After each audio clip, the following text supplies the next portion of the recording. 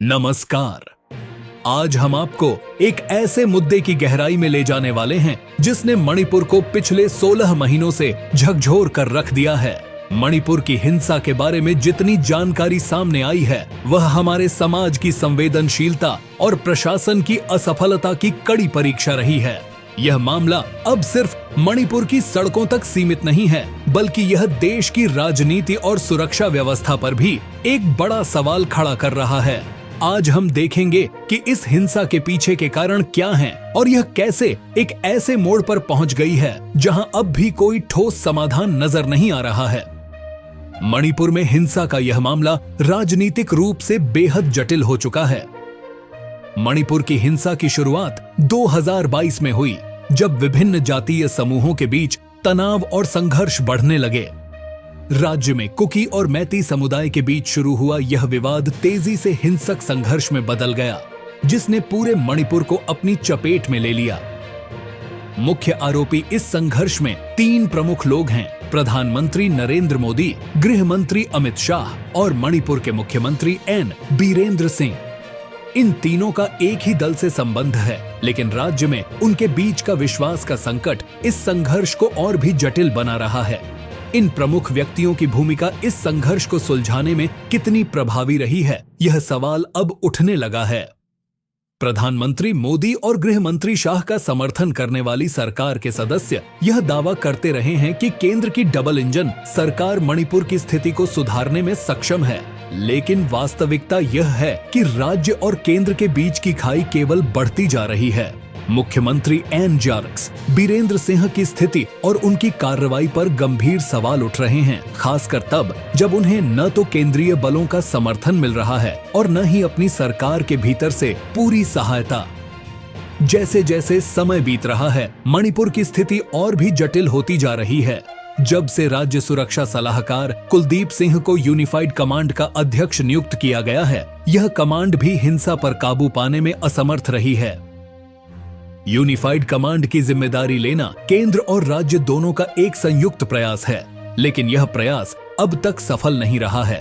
मुख्यमंत्री एन बीरेंद्र सिंह ने हाल ही में एक पत्र लिखा है, जिसमें उन्होंने केंद्रीय गृह मंत्री अमित शाह से अपील की है कि केंद्र सरकार द्वारा स्थापित यूनिफाइड कमांड का नियंत्रण राज्य सरकार को सौंपा जाए।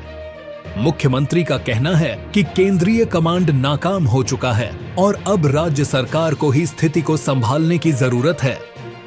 इस पत्र से यह साफ है कि राज्य सरकार केंद्र सरकार की नाकामी पर नाराजगी जता रही है। 9 सितंबर को कांगपोकपी में एक बड़ा प्रदर्शन हुआ, जिसमें स्थानीय लोगों ने असम राइफल्स को हटाने के विरोध में आवाज उठाई और उनके इलाके को केंद्र शासित प्रदेश घोषित करने की मांग की। इस प्रदर्शन से यह स्पष्ट हो गया कि मणिपुर के एक समुदाय को असम राइफल्स पर पूरा भरोसा है, जबकि राज्य सरकार ने अभी तक उन्हें संदेह की दृष्टि से देखा है। यह स्थिति और भी जटिल हो गई है जब यह सामने आया कि मणिपुर में विभिन्न जातीय समूहों के बीच भरोसा बनाना एक बहुत ही कठिन कार्य साबित हो रहा है। राज्य सरकार और केंद्रीय बलों के बीच आपसी विश्वास की कमी ने इस समस्या को और भी गहरा कर दिया है। अब तक मणिपुर में हिंसा का कोई ठोस समाधान सामने नहीं आया है।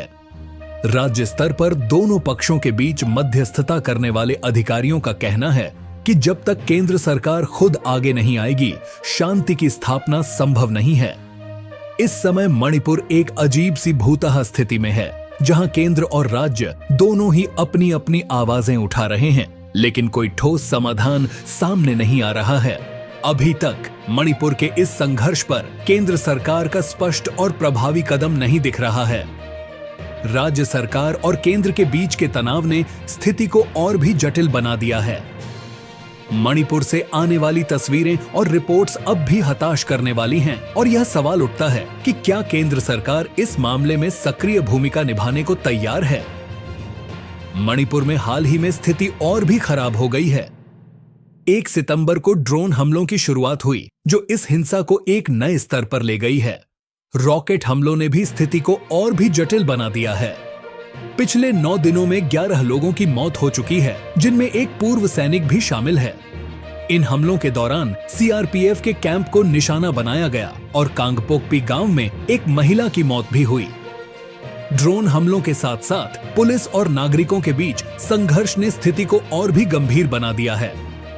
ड्रोन से हमला करने वाले लोगों के पास पहले से ही लूटे हुए हथियार होने की जानकारी थी, लेकिन अब उनके पास ड्रोन भी आ गए हैं। 1 सितंबर को पश्चिम इंफाल के मैते बहुल इलाके में ड्रोन हमले ने 2 लोगों की मौत कर दी और 9 लोग घायल हो गए। हिंसा करने वाले अब इतनी बड़ी ताकतवर स्थिति में आ गए हैं कि उनके पास ड्रोन और अत्याधुनिक हथियार हैं। यह स्थिति दिखाती है कि हिंसा करने वाले अब और भी मजबूत हो गए हैं और इस मामले को सुलझाना अब और भी कठिन हो गया है। इस समय मणिपुर में छात्रों और नागरिकों का समूह सीआरपीएफ की गाड़ी को पीछे धकेल रहा है और पथराव कर रहा है। यह स्थिति इस बात को दर्शाती है कि नागरिकों का प्रशासन पर कितना विश्वास घट चुका है और वे कितने असंतुष्ट हैं। सभी की निगाहें अब इस बात पर टिकी हैं कि क्या केंद्रीय सरकार इस मामले में कोई ठोस कदम उठाएगी या नहीं।